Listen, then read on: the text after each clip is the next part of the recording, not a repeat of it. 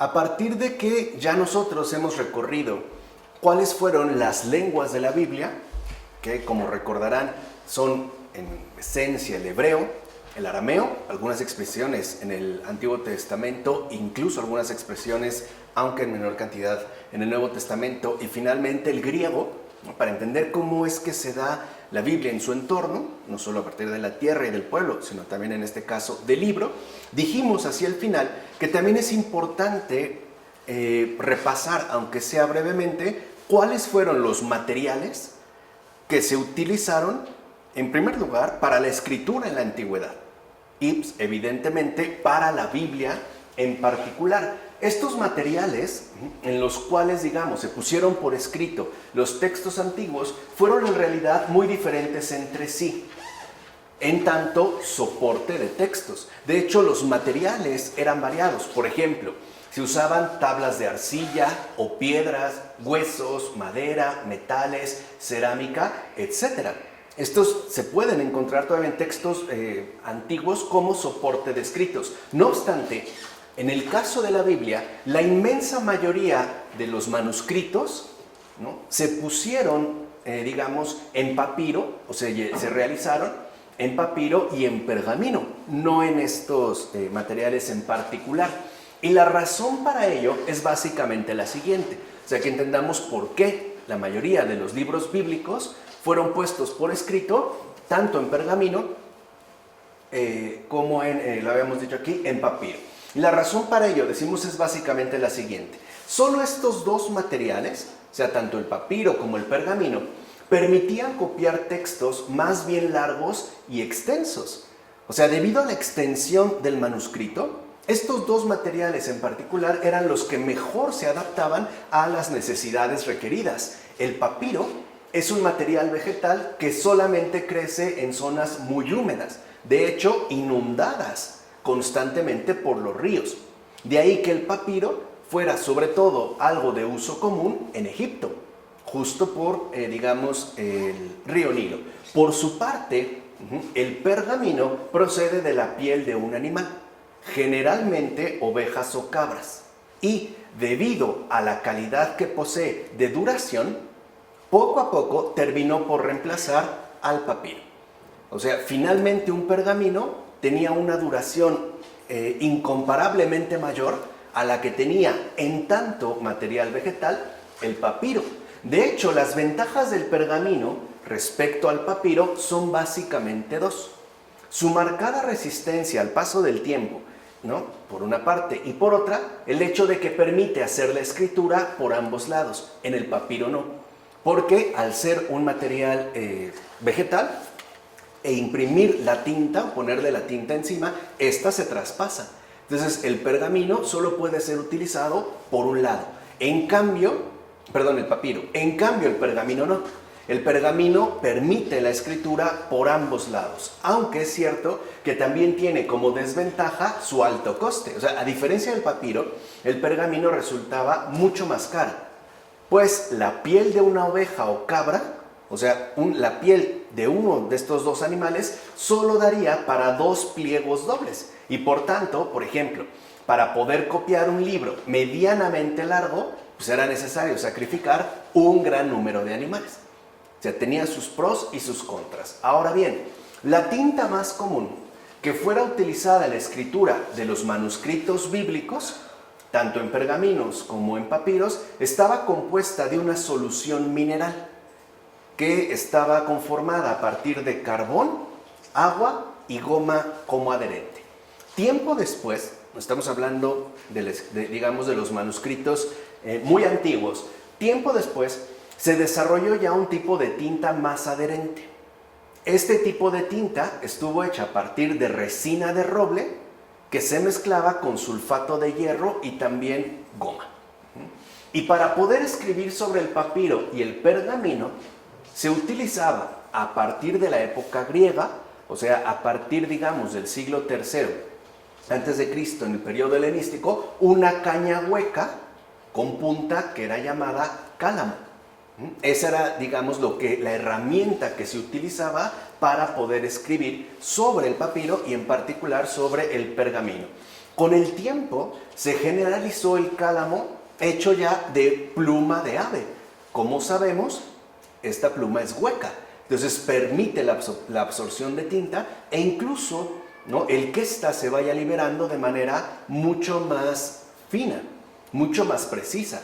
Por eso es que se terminó sustituyendo el cálamo por la pluma de ave, porque al utilizar pluma de ave como instrumento para imprimir la escritura, ¿no?, se lograba una mayor precisión y suavidad en el trazo. Pero independientemente, ¿no?, del material empleado, que dijimos básicamente fueron esos dos, los manuscritos bíblicos, más allá del material, se pueden clasificar según su formato, que es de hecho la clasificación más importante, al menos más importante que el material en el que fueron escritos.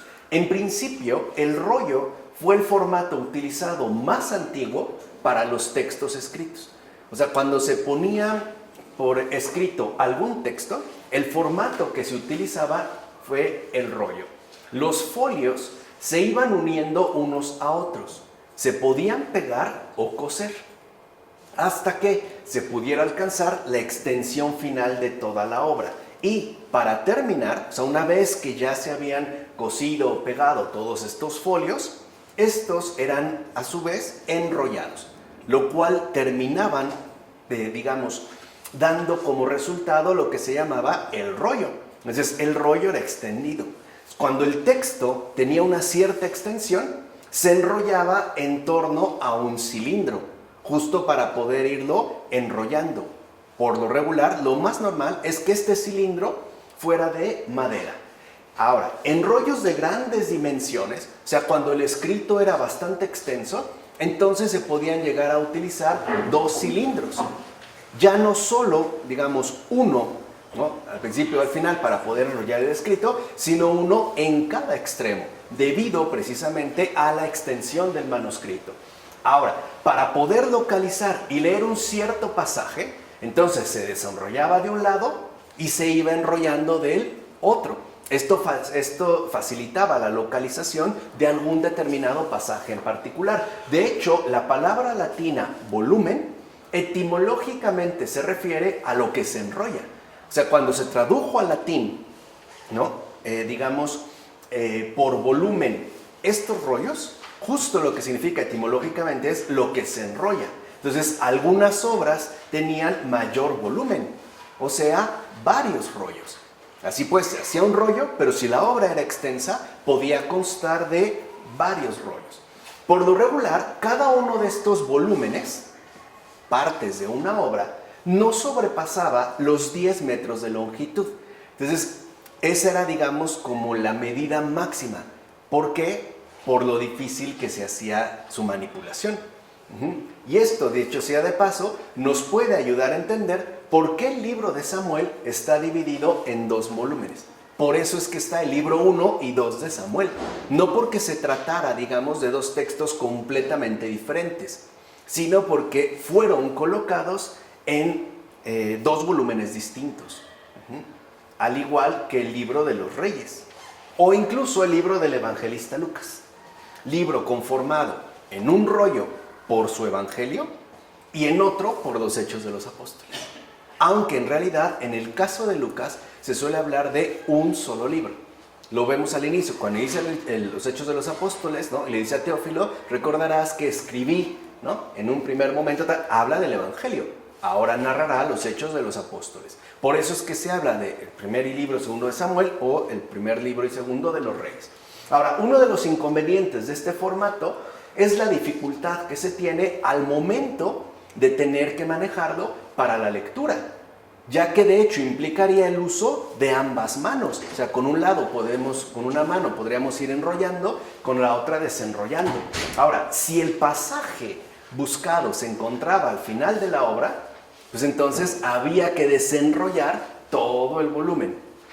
Esto es justo lo que pudo ocurrir cuando Jesús se pone en pie para hacer la lectura del sábado en una sinagoga de Nazaret.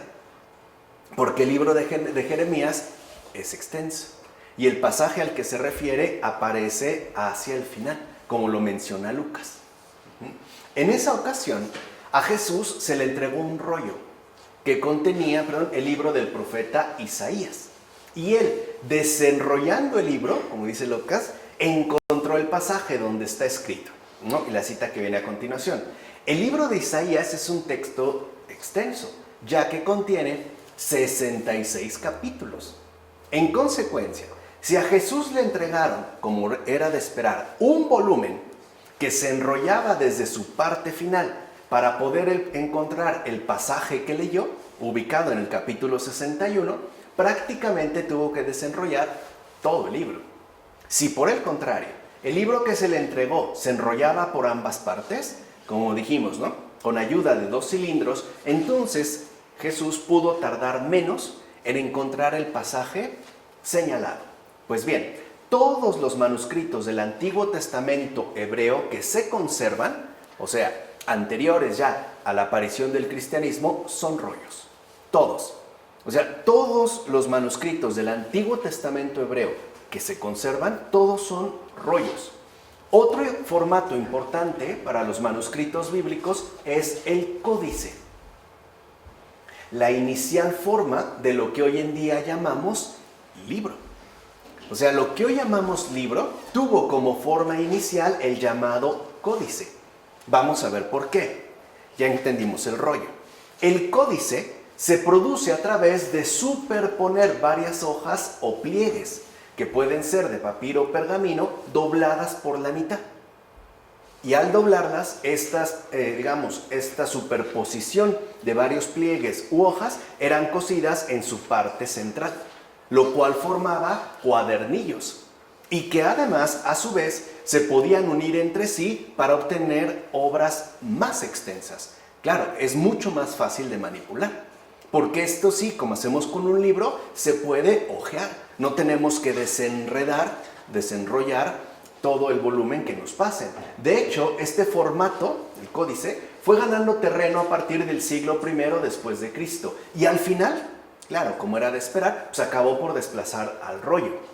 Los códices fueron usados en principio, sobre todo para editar textos religiosos y literarios, nada más. O sea, recordemos que en la antigüedad, lo único que realmente valía la pena poner por escrito era la poesía. Y eso lo vemos en las culturas antiguas, porque la poesía era aparte una expresión de lo divino. O sea, la poesía, ¿no?, ya vemos, en este caso, lo literario y lo religioso, era inseparable. Ciertamente, el códice permite escribir por ambas caras de la hoja. Y por tanto, a diferencia del pergamino e incluso del papiro, supone un importante ahorro de material e incluso un menor costo de producción. Además, su mayor ventaja del códice consistió en que era posible albergar en un solo libro varias obras extensas y no tener varios rollos. De hecho, la noción misma de Biblia, como conjunto de libros que forman un único libro, o sea, en este caso, todo el Antiguo Testamento y todo el Nuevo Testamento, apareció con la adopción definitiva del formato códice. O sea, cuando ya se pusieron todos los manuscritos del Antiguo Testamento y todos los manuscritos del Nuevo Testamento bajo el formato del códice, entonces ya se le llamó Biblia, un único libro, pero que está conformado por varios. Y fue en el siglo IV, fíjense, hasta los años 300, que se produjeron los primeros grandes códices que abarcaban toda la Biblia en griego. Podemos ahora entender que canon y códice sean dos conceptos muy relacionados en el origen del cristianismo. El códice permitía agrupar varios escritos de cierta extensión. Incluso se podían agrupar todos los textos sagrados en un mismo códice, o sea, lo que hoy llamaríamos nosotros en un mismo libro, ¿no?, justamente para que se pudiera conformar una sola obra. O sea, digamos que hoy diríamos que se conjuntaban libros a la manera en la que hoy nosotros podemos hablar de capítulos. Este libro, por así decirlo, final, cuando ya se logró, digamos, llevar a su término bajo el formato códice, es lo que constituyó físicamente el llamado canon. O sea, el canon finalmente, ¿no?, apelaba a la obra física del códice, o lo que ya se había puesto bajo el formato de un códice. En efecto, entre los primeros códices cristianos que aparecieron se encuentran colecciones completas de las cartas de San Pablo. Fueron de los primeros. O bien, códices completos que contienen los 4 evangelios. E incluso hay códices que tienen los 4 evangelios más los hechos de los apóstoles. Estos fueron los primeros códices. Ahora bien, una característica particular del códice cristiano es la adopción de los nomina sacra. Los nomina sacra, y eso es algo muy característico de los códices cristianos, y podemos decir solo de los códices cristianos, son estas abreviaturas de los nombres divinos o sagrados que comenzaron a surgir en los primeros manuscritos del Nuevo Testamento que fueron elaborados en papiro. Esta característica después continuaría en los grandes códices, ahora ya en pergamino, tanto del Antiguo Testamento como del Nuevo Testamento griegos. Los nombres más usados en esta forma, es decir, los nomina sacra más frecuentes son Theos, y así era su abreviatura. Kyrios, así la abreviatura, ¿no? Jesús, IC, y Christos, XC. Por eso hay cruces donde vemos una IC y al lado XC, pero en realidad es la abreviatura de Jesús y Christos. Recuerden que en un primer momento se habla de Jesús, Jesús en griego, el Cristo, porque recuerden que la palabra Cristo es griega y es la traducción del hebreo Mesaya, o sea, Mesías. Entonces lo que se decía en griego es Jesús Christos, o sea, Jesús el Mesías. Al momento de hacerlo, digamos, mucho más oral, se empezó como a conjugar Jesús y Christos, Jesús Christos. Al momento, hasta el punto de que nosotros ya podemos decir o pronunciar Jesucristo, como si se tratara de un solo nombre. Pero en realidad se refería a la persona y a su condición. O sea, era Jesús, el Cristo, el Mesías. Por eso cuando aparecen en los códices cristianos, ¿no?, en estos manuscritos elaborados en papiro, estos nomina sacra, estas abreviaturas, ¿no?, aparecen como algo característico, de hecho, de los códices cristianos. En particular de Theos, Dios, Kyrios, Señor, que habla del señorío divino, ¿no? Cuando dicen Kyrios eleison, Señor, ten piedad, de ahí viene Kyrios, o Jesús y Christos. Hay todavía muchos iconos, sobre todo ortodoxos, que utilizan estos nomina sacra.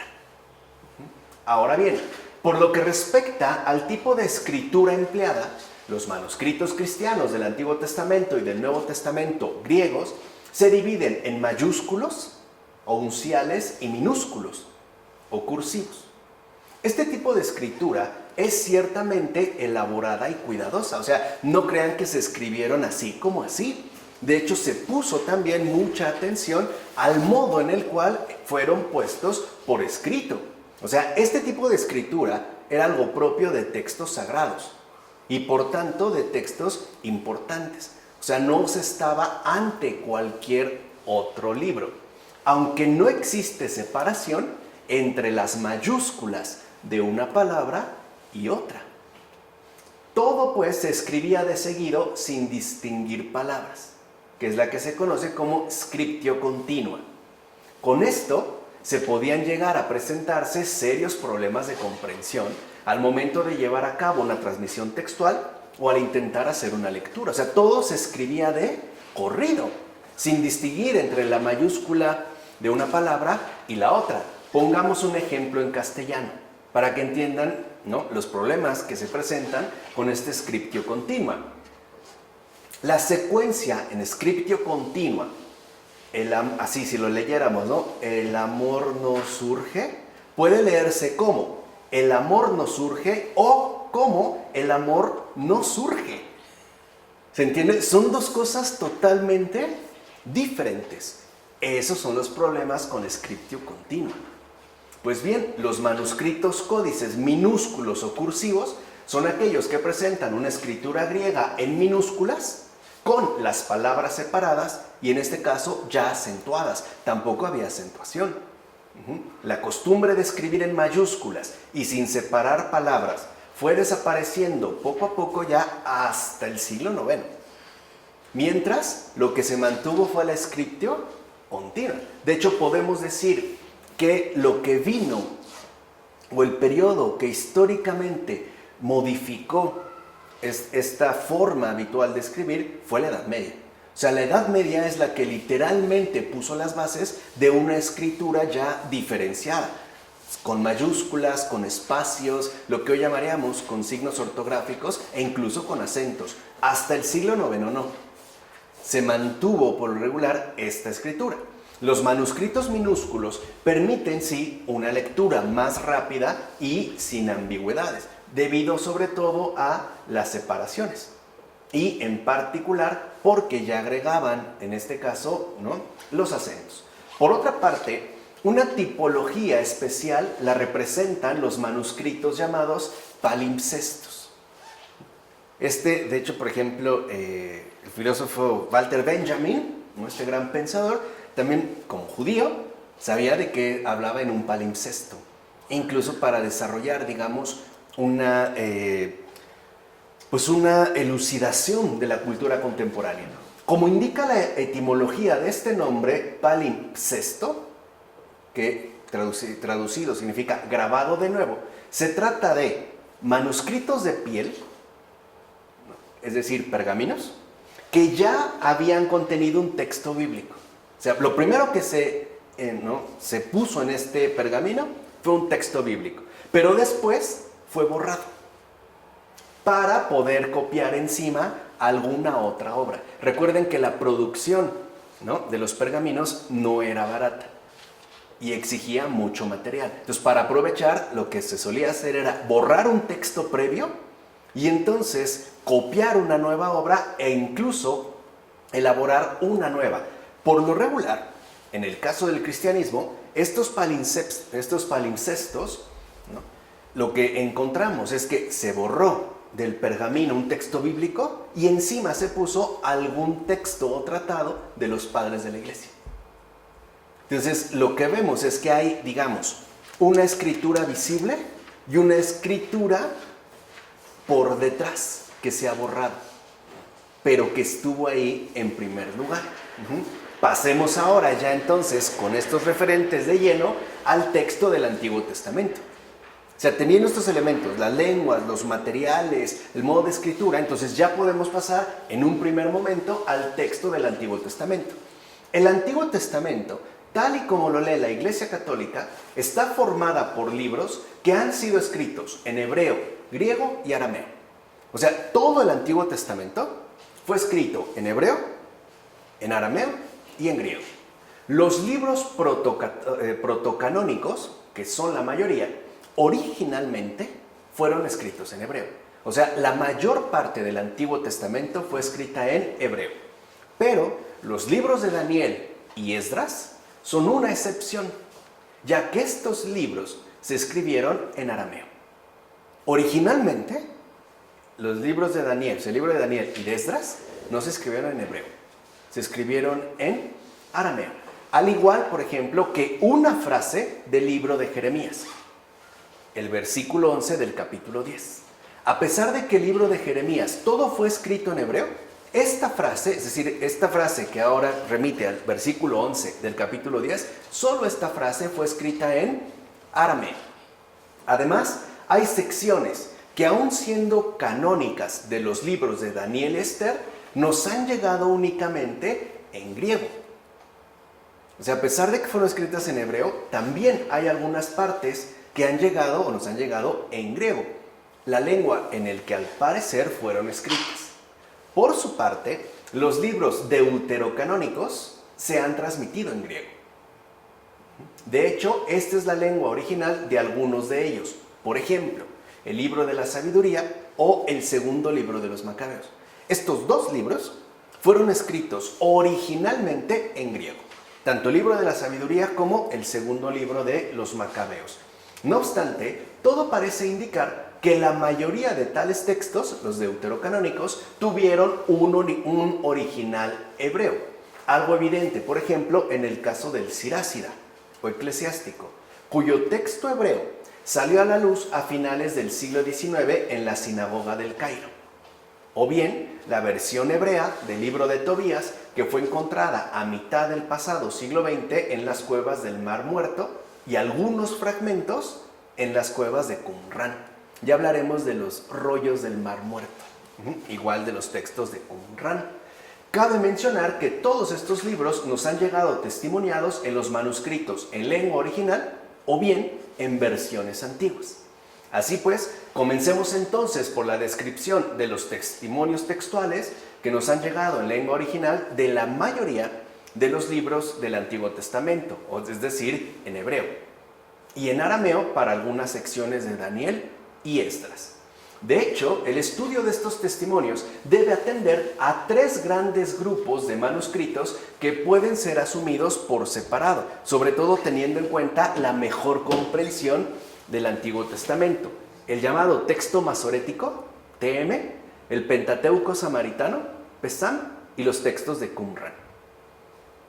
Esto nos ayuda, pues, a tener una mejor comprensión del Antiguo Testamento. Comencemos por el texto masorético. Esta denominación alude a un conjunto de manuscritos de la Biblia hebrea que pertenecen a una misma familia. O sea, el Antiguo Testamento tiene varios libros, pero hay libros que pueden ser ubicados dentro de una misma familia. O sea, es como si tuvieran un particular o cercano parentesco. Se le llama masorético debido a la masora, es decir, término hebreo que significa tradición, en tanto aparato crítico que acompaña el texto consonántico para asegurar una correcta lectura y comprensión. O sea, recuerden que el hebreo, lo vimos en su momento, ¿no?, la ocasión anterior, carece de vocales. De hecho, es escrito con puras consonantes. Las vocales en realidad son literalmente vocalizaciones. O sea, es algo que se coloca al momento de pronunciarlo, al momento de leerlo. Y es bajo esta línea, ¿no?, de oralidad que se va a ir conformando la masora, es decir, la tradición, y por ende el modo en el que debe ser leído el texto hebreo. Ahora, hasta el descubrimiento de los manuscritos de Qumrán, o sea, hasta el año 1947, los testimonios más antiguos de la Biblia hebrea eran los manuscritos, 3 en concreto, de la tradición masorética. O sea, hasta 1947, vean hasta cuándo. Los testimonios con los que se contaba de la Biblia hebrea, más antiguos, pertenecían precisamente a los textos masoréticos. Y eran estos. Primero, el Códice de los Profetas del Cairo, que remitía al año 896 después de Cristo, probablemente transcrito por Moisés ben Asher, padre de Aarón ben Asher. Este Códice de los Profetas del Cairo contiene los llamados profetas anteriores, es decir, Josué, Jueces, primero y segundo libro de Samuel, primero y segundo libro de Reyes, y los llamados profetas posteriores, por ejemplo, Isaías, Jeremías, Ezequiel y los 12 profetas menores. Este era uno. Segundo, el Códice de Alepo, del año 925 después de Cristo. Solamente del Códice de Alepo se conservan 3/4 partes del texto original. O sea, 1/4 parte se perdió. Este códice, el Códice de Alepo, fue perjudicado cuando se asaltó e incendió la sinagoga de Alepo debido a la creación, en 1948, del actual Estado de Israel. O sea, la formación del actual Estado de Israel trajo incluso daños importantes. En este caso, en Alepo. Se salvaron un buen número de páginas, aunque se quemó todo el Pentateuco. Este texto del que estamos mencionando es la base de la Biblia hebrea que ha sido editada por la Hebrew University. Y en tercer lugar tenemos el Códice de Leningrado, del año 1009 después de Cristo. Es de hecho el manuscrito completo más antiguo que se tiene de la Biblia hebrea. El texto que contiene estos tres manuscritos, muy homogéneo, es resultado del trabajo que hicieran los masoretas. O sea, aquellos que se apegaron a la línea de la tradición a partir del siglo VII después de Cristo, o sea, hasta los años 600.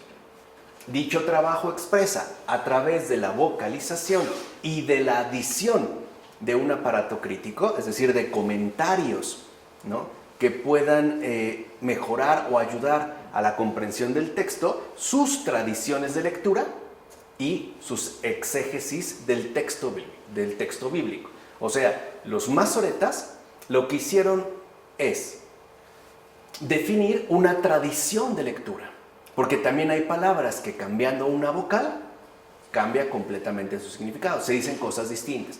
Los masoretas fijaron una tradición de lectura y además añadieron a algunos pasajes e incluso a libros completos algunos comentarios en particular. De hecho, este texto consonántico fue conservado tal cual.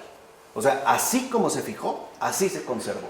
Es más, a este texto consonántico que recibieron los masoretas y conservaron en sus manuscritos, es un texto que de hecho les precede varios siglos, es lo que se llama el texto protomasorético. O sea, aquellos que el texto, ¿no?, que los masoretas recibieron y que en efecto se remitiría a siglos atrás, es el que se conoce como el texto protomasorético. Ciertamente una cosa es segura, entre los siglos II y VI después de Cristo, un tipo textual muy similar al protomasorético, entiéndase por ello, no vocalizado, sino única y exclusivamente consonántico, puesto que fue escrito en hebreo, fue el que sirvió de base para las siguientes traducciones. Veamos cuáles fueron. La llamada Peshita, que hoy muchos piensan que es como el texto más fiel a esto, pues no, porque la Peshita fue puesta en traducción a partir de ese texto protomasorético en versión siriaca. La de los llamados Targumim, que es la versión aramea, y la Vulgata, en versión latina. Y asimismo fue el punto de partida para la mayoría de las revisiones del texto griego de los 70, que de hecho buscaron acercar tal versión al texto hebreo, que en principio era el texto de referencia para los judíos. O sea, ellos tenían pues su texto hebreo. Esto demuestra que entonces no hubo una única forma textual del texto hebreo que fuera transmitida. Así pues, ¿en qué momento se impuso una forma textual única para el judaísmo? Si al parecer había, ¿no?, por lo menos varias opciones. Para responder esta pregunta necesitamos tener en cuenta lo siguiente. En el siglo I después de Cristo, ¿no?, el siglo I fue testigo de un judaísmo muy plural. Eso es lo primero. Y gracias al Nuevo Testamento y a otras fuentes judías y romanas, conocemos la existencia de diferentes grupos judíos consolidados, a saber, los fariseos, saduceos, celotas y esenios, cada uno con características y pensamiento muy diferentes entre sí. Recuerdan que cuando hablamos del pueblo, vimos las características de cada uno de estos. Pues bien, con la definitiva destrucción del Templo de Jerusalén en el año 70 después de Cristo y con las posteriores guerras romanas, que de hecho destruyeron las últimas resistencias judías, esta pluralidad desapareció. En efecto, una vez destruido el templo, la función exclusivamente sacerdotal de los saduceos asimismo se extinguió. O sea, este grupo dejó de existir. No hay templo, no hay sacerdocio, no hay saduceos. Por otra parte, cuando las tropas de Tito, hijo del emperador Vespasiano, a su vez sucesor del emperador Nerón, iban de camino a Jerusalén, destruyeron de paso y además por completo el asentamiento de Qumran. Y con ello acabaron con la comunidad Esenia.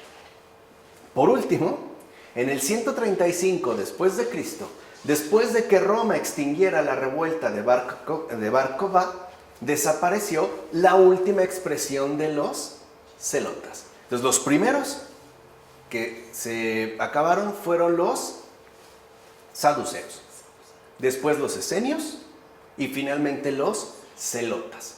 Así pues, el único grupo que quedó en pie fueron los fariseos. Y de hecho son los que se mantienen hasta esta fecha, que es el judaísmo rabínico. De hecho, este grupo era el más cuestionado de todos y además el que más se extendió entre la población. Ya vimos por qué. En todo caso, lo que actualmente conocemos como judaísmo es justo la continuación de un fariseísmo que, debido a la rotunda desaparición del templo y por ende del culto, su modalidad de expresión quedó basada en un rabinismo ligado a la congregación sinagogal, que es lo que hoy en día seguimos viendo. Dicha modalidad se asentó por entero ya no en el templo, sino en la Torá, es decir, en la ley escrita. Y por tanto, se vio en la necesidad, o sea, si ahora, digamos, su fundamento esencial es la Torá, la ley escrita, entonces este fariseísmo se vio en la urgente necesidad de aclarar, para empezar, qué libros constituían la Biblia hebrea. Sobre todo, fíjense, y este fue el empeño inicial para poder diferenciar algunos libros que usaban los cristianos. O sea, para marcar, pues, diferencias. Esto trajo consigo una cierta estabilización normativa del texto hebreo. De modo que ya en el siglo II después de Cristo encontramos una forma textual que será transmitida de manera bastante homogénea, justo a partir de desmarcarse de los cristianos. Esta forma textual fue obra de unos copistas cuyo trabajo fue por demás meticuloso y serio, por lo menos hasta su recepción por parte de los masoretas, es decir, unos 500 años después, más o menos. Ahora bien, a partir del siglo VII después de Cristo y recogiendo tradiciones anteriores, los masoretas comenzaron a fijar el texto bíblico que de hecho habían recibido, es decir, el protomasorético, para no perder las tradiciones de lectura que lo acompañaron. Estas tradiciones eran, digamos, conservadas de generación en generación por vía oral. Estas son las tradiciones que se recibieron. Lo que hicieron los masoretas es poner estas tradiciones orales de lectura en una referencia escrita. Así pues, la labor de los masoretas consistió precisamente en vocalizar el texto, dotarlo de acentos, añadirle indicaciones de lectura e incorporarle un aparato crítico, o sea, un respaldo que, aunque es relevante, resulta finalmente marginal, porque lo que importa no es tanto este respaldo argumentativo, este aparato crítico, sino el texto que se recoge. Es en este sentido que el texto masorético conjuga en sus manuscritos escritura y tradición. O sea, lo que se había puesto por escrito y la tradición en la forma en la cual se leía, es decir, cómo se vocalizaba. Esta tradición, en principio oral, fue fijándose por escrito en forma de masora, para dar forma final a la lectura del texto escrito.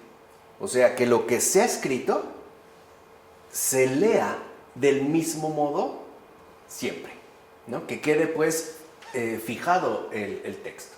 Y es importante recordar que el hebreo es una lengua netamente consonántica, o sea, una lengua que se escribe sin vocales. Aunque obviamente al momento de ser leído o hablado, las vocales son añadidas, pero nunca son puestas por escrito. Estas solo se pronuncian, no se escriben. Por eso les decía, literalmente el hebreo, ¿no?, vocaliza lo que lee, le pone vocales. En consecuencia, los libros del Antiguo Testamento escritos en hebreo fueron transmitidos a través de manuscritos no vocalizados. O sea, lo que recibían era un texto conformado por puras consonantes. Ahora el problema es cómo lo vamos a leer. Por eso era tan importante, ¿no?, que se mantuviera fiel la tradición seguida. Esto comportaba el peligro de cierta ambigüedad ya desde antiguo.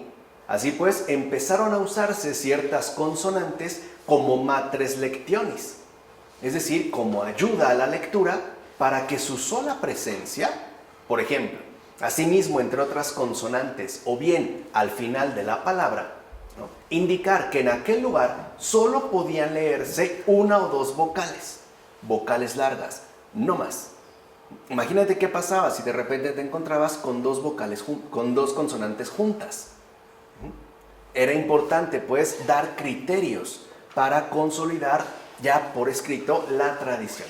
Ciertamente, aquella escritura que incorpora matres lectionis se llama scriptio plena, mientras que aquella que no tiene ningún tipo de ayuda a la lectura se llama scriptio defectiva.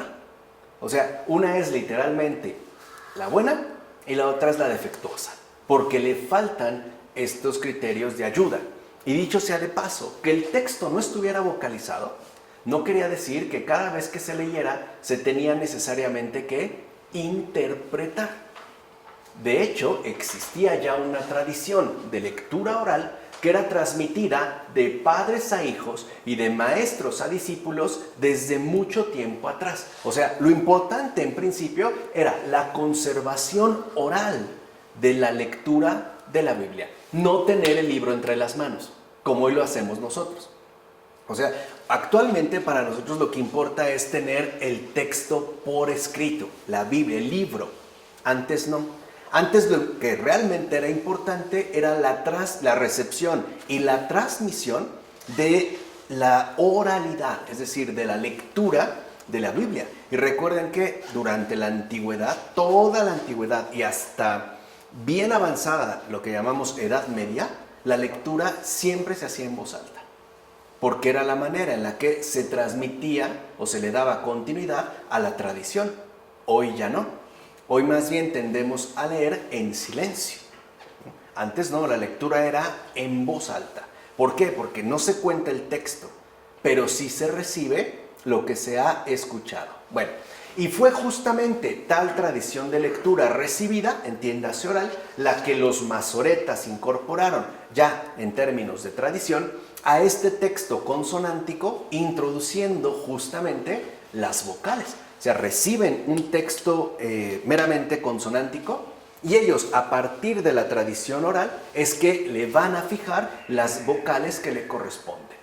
Con dicha introducción, asimismo se contempló la necesidad de acentuación, ya que ambas, vocalización y acentuación, son lo que permite fijar la lectura pública y correcta, entiéndase, oficial, del texto bíblico. Aunque debemos tener en cuenta que al menos en la antigüedad no existían signos de puntuación precisos como la coma, el punto, los dos puntos, el signo interrogativo o exclamativo, etc. Así pues, tal acentuación significaba lo siguiente: llevar a cabo una transmisión enteramente fiel del texto recibido.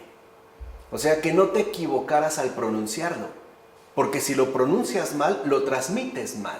Y es ese error el que se va finalmente, ¿no?, a extender. Entonces los masoretas, en efecto, consolidaron una fidelidad de transmisión del texto que sirvió de base para todo el judaísmo posterior.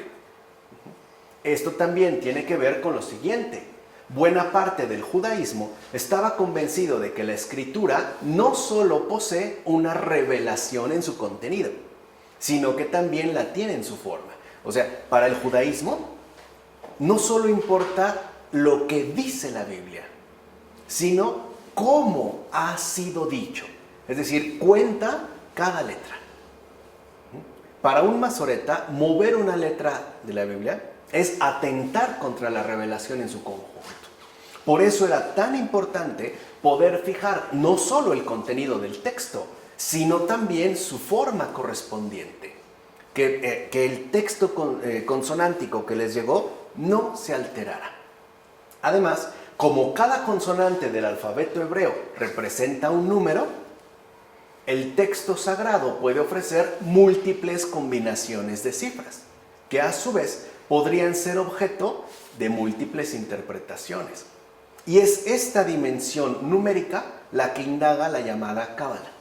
O sea, los cabalistas judíos justo se dedican, ¿no?, digamos, a indagar en la dimensión numérica del hebreo, porque cada consonante representa justo un número. De hecho, no puede escribir la consonante, pero si mal no recuerdo, cuando se escribe Adam en su consonante es 1, ¿no? Adam, Adama, o sea, que decimos por Eva, es 2. Y de estos 2 sale hijo es 3. Entonces se entiende, digamos, como la suma, por añadidura, por la adición de estos 2. Entonces la cábala no se dedica al contenido del texto, al mensaje, sino a su dimensión numérica. Y de ahí busca extraer ciertas interpretaciones particulares. De ahí que el mismo texto hebreo podía ser leído en más de una dirección y por ende podía ser asumido como vía para descubrir nuevos significados que quizá hasta ese momento habían permanecido ocultos, que es justo el interés de la cábala. Tratar de poner al descubierto los significados ocultos del texto hebreo a partir de su condición numérica.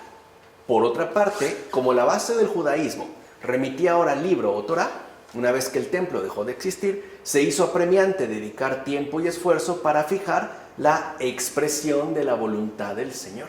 O sea, no se puede atentar contra esta expresión, porque es esta expresión, tal y como ha sido puesta por escrito, la voluntad del Señor.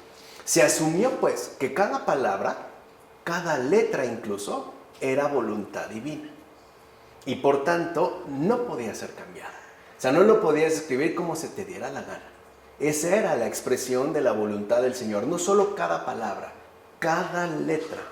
Así, pues, debía mantenerse tal y como el texto sagrado fue recibido en un principio.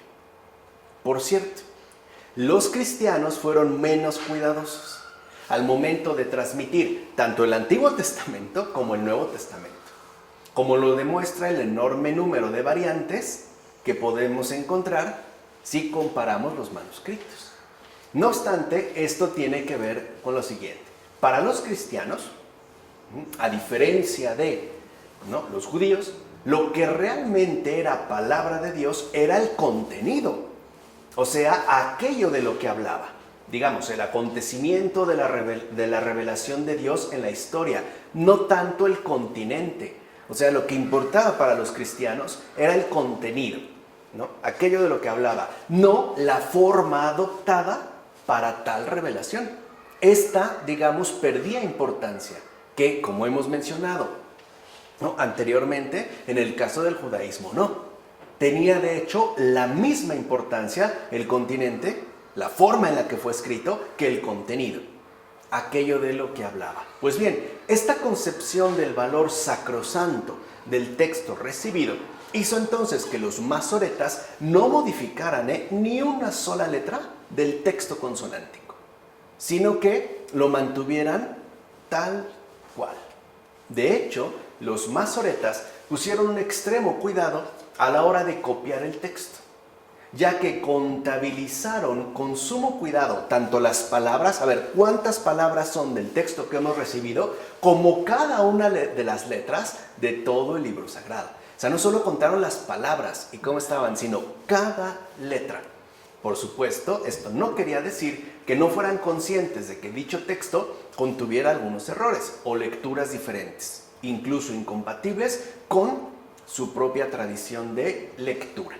En tales casos, por ejemplo, los masoretas no modificaban el texto, sino que más bien introducían algunas indicaciones de lectura que podían quedar señaladas, por ejemplo, en los márgenes del libro.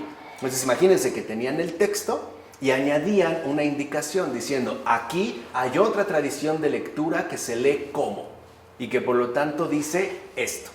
En consecuencia, se hizo posible distinguir una doble situación en el propio texto, ya que en muchas ocasiones la tradición de lectura de los masoretas, llamada Queré, esa era la tradición de lectura de los masoretas, Queré, era incompatible con la del texto recibido, Ketib.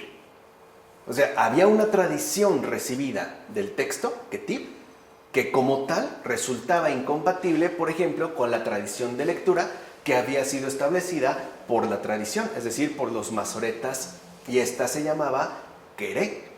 En tales casos, los masoretas fieles a no cambiar jamás el texto consonántico, vocalizaban el término en cuestión siguiendo su propia tradición de lectura, que era una tradición ciertamente incompatible con las consonantes recibidas. De ahí pues que en el margen situaran de forma abreviada la indicación queré.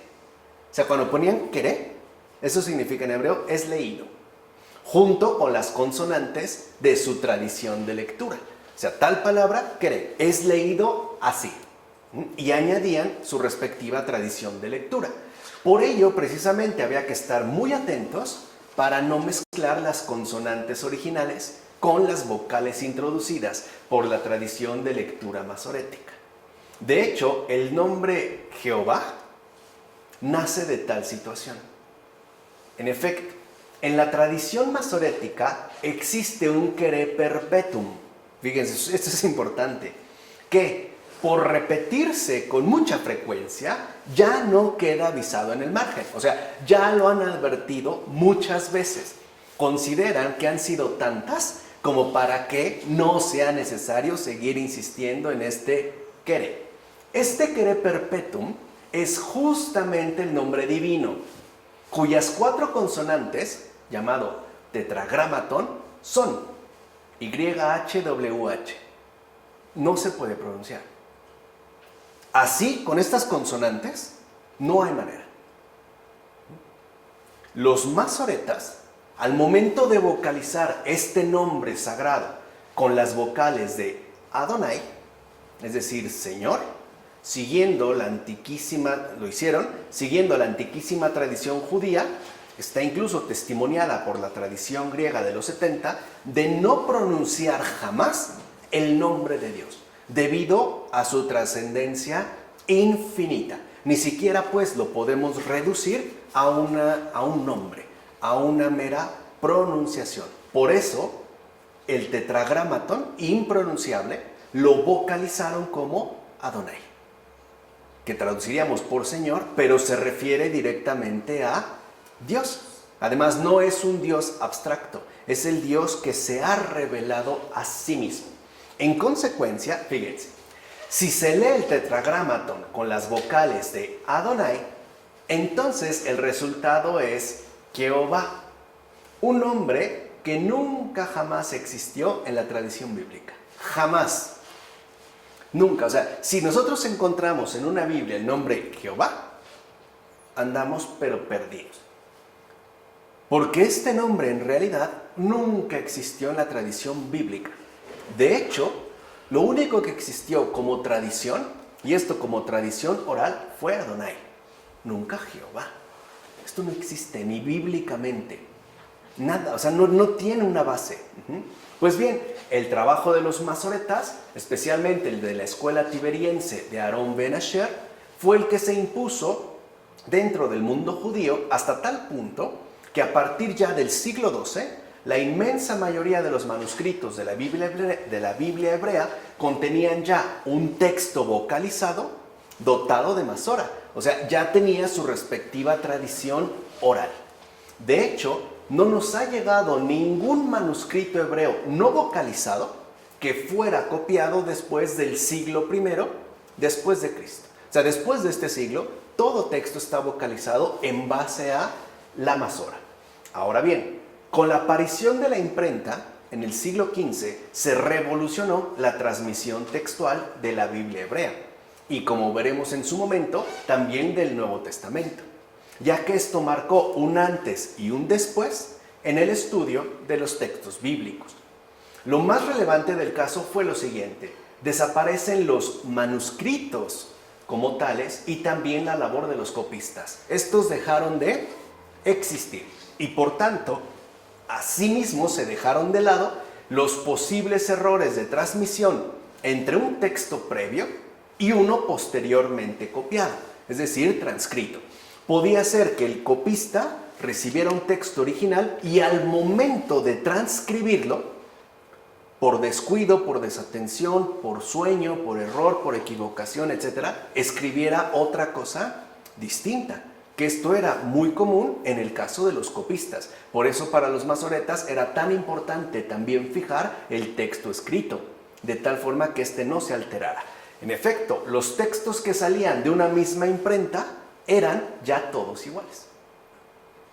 O sea, podemos decir que el texto se mecanizó. O sea, el texto en sí se reprodujo ya mecánicamente. Algo que... ahí se me fue ahorita su nombre, que habla de la... Bueno, que había criticado. Porque entonces para nosotros el texto tal parece que ya nos remitiría a una tradición viva, a una continuidad viva de transmisión, ¿no? Que eso es la tradición, una continuación viva de transmisión, sino a una reproducción meramente mecánica. O sea, cuando nosotros hoy en día, Marshall McLuhan, justo es el que ha criticado esto, pueden ver su gran escrito, que se titula La Galaxia Gutenberg, que es justo una crítica a esta mecanización, porque para nosotros el texto ya no tiene una tradición, tiene una fabricación. Hoy, por ejemplo, nos interesa la editorial que lo editó, no cómo es que este texto llegó realmente hasta nosotros. Bueno, naturalmente podía haber errores de imprenta, y que además eran reproducidos de forma mecánica. O sea, alguien ponía, ¿no?, a lo mejor una letra equivocada, un molde, y este es el que se iba a reproducir. Hasta la fecha sigue sucediendo, ¿no? A veces te ponen la fe de ratas. Se debió de haber puesto esto, entonces lo van corrigiendo. Bueno, además, el uso de la imprenta hizo que el manuscrito utilizado para componer las planchas de impresión, donde se ponían los caracteres, acabara imponiéndose sobre otros manuscritos de mayor calidad. O sea que el criterio selectivo de los manuscritos usados como base no era del todo confiable. O sea, muchas veces pues se mecanizó, se imprimió un texto que no tenía un respaldo, digamos, verdaderamente fiable. A lo mejor usaron el que tenían a disposición, no el más indicado. Siguiendo pues la línea de la impresión mecánica, la primera Biblia hebrea completa se imprimió en Soncino, cerca de Milán, en el año 1488. Vean hasta cuánto se va a contar ya con una impresión mecánica de toda la Biblia hebrea. Después de esta Biblia de Soncino, en el ámbito judío, y solo en el ámbito judío, se empezó a imprimir la Biblia hebrea, acompañada tanto de la traducción aramea de los Targumim, como de ciertos comentarios medievales que se hicieron al texto hebreo. Pero esto fue a partir de la llamada Biblia de Soncino. Esta última impresión, que también, digamos, se mecanizó, ya ampliada, es lo que se conoció como Biblia rabínica.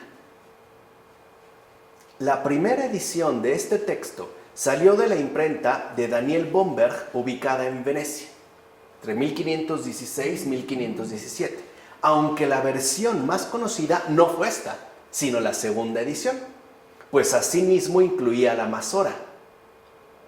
¿Se entienden? O sea, la fijación de la tradición oral. Esta Masora era obra de Jacob Ben Ajim, y esta segunda edición también fue publicada en Venecia, pero en 1524 y 1525. O sea, ya aquí encontramos un texto, ¿no?, hebreo mucho más completo.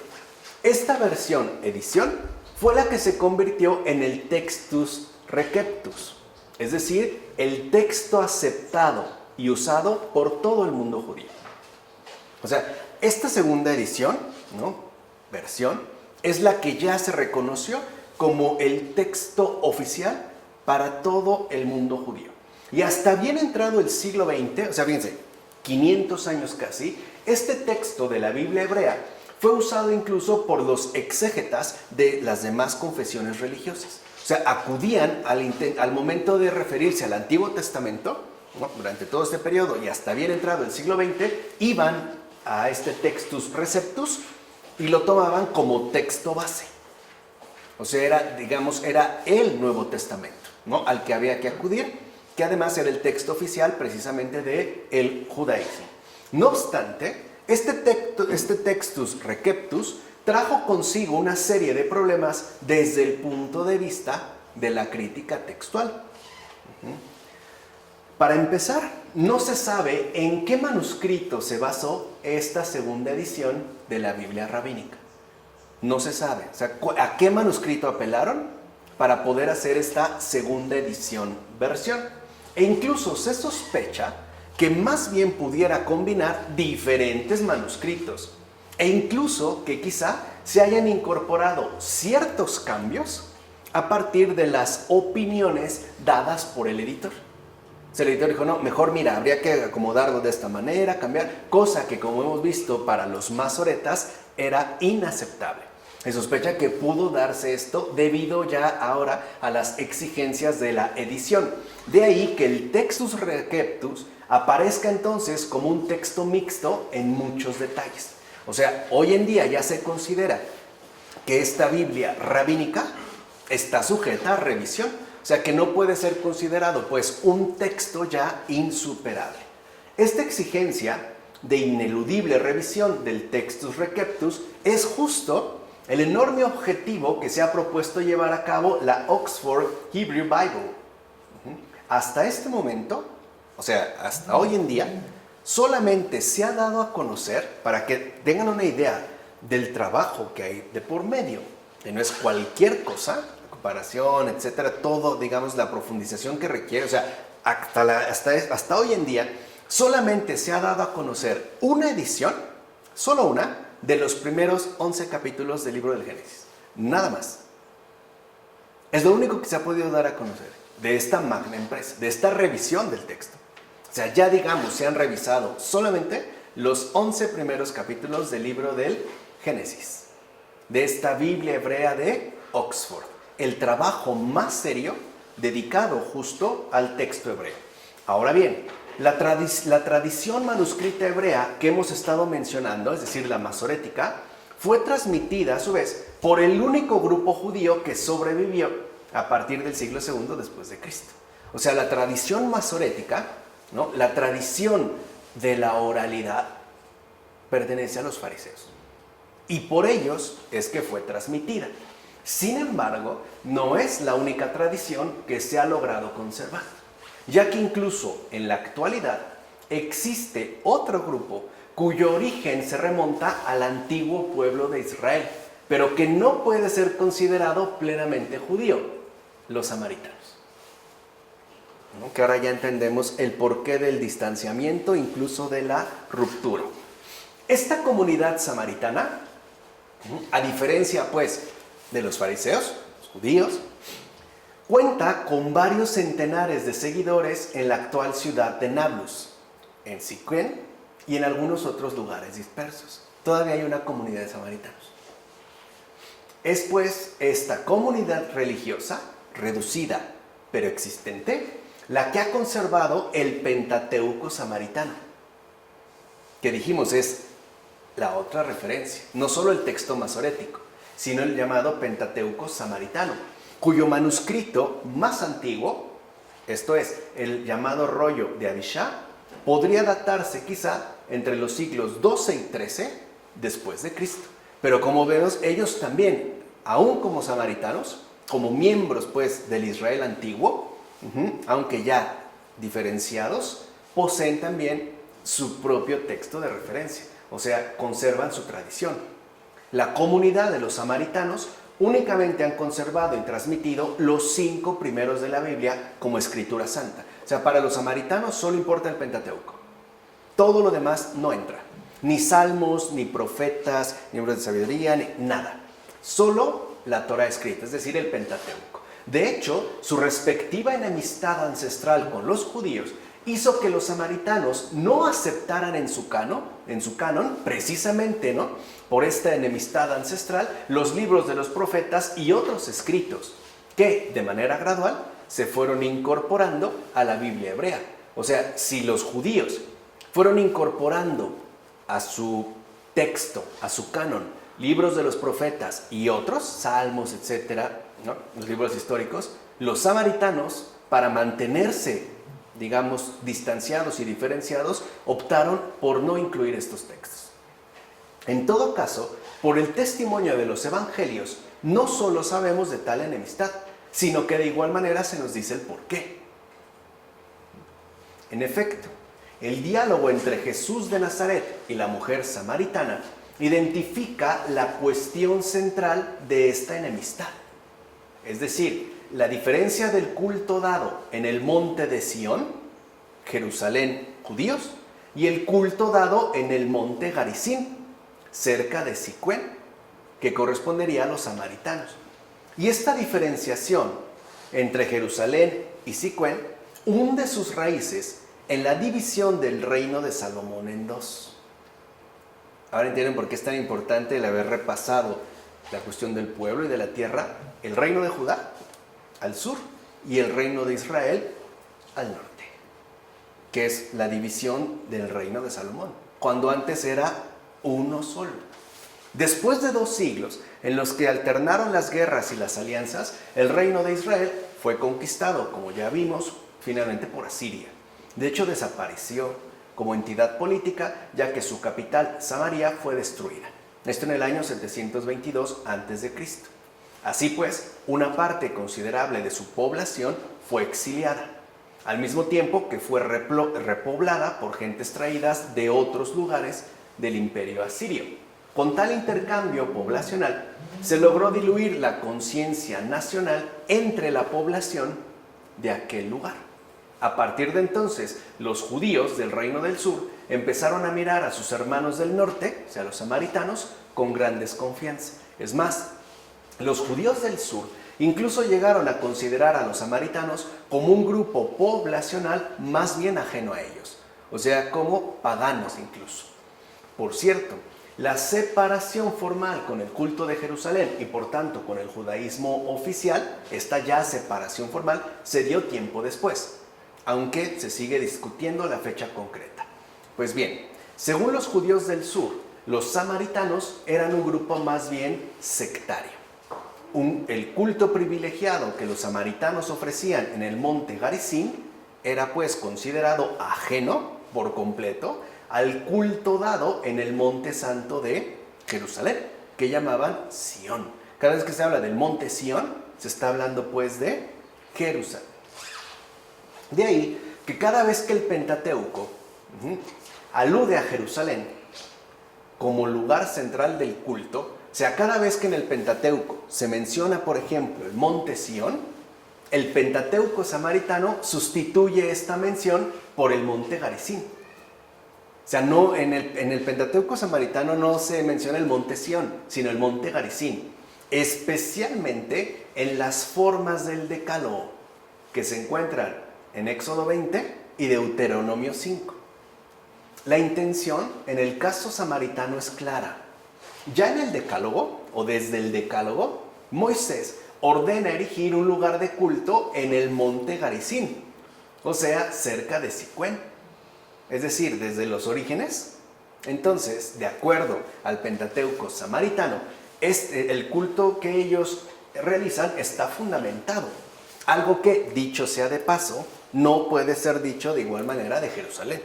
O sea, estos no tienen pues un fundamento. Por último, entonces, dijimos también, debemos mencionar los manuscritos bíblicos hebreos que fueran descubiertos en Qumran ya en el siglo XX.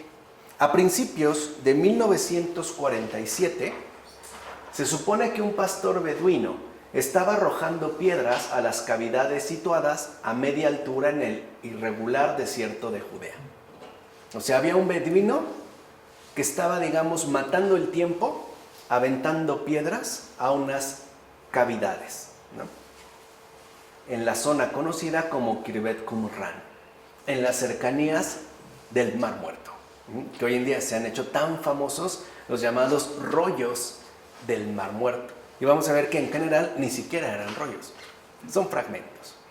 Pero para poder entonces entender qué ocurrió en este caso con los textos encontrados en Qumran, aquellos que remiten pues a las cercanías del Mar Muerto, tendrán que esperar hasta la siguiente ocasión. Vamos a dejarla hasta aquí. En nombre del Padre, del Hijo, del Espíritu Santo. Amén. Ya está.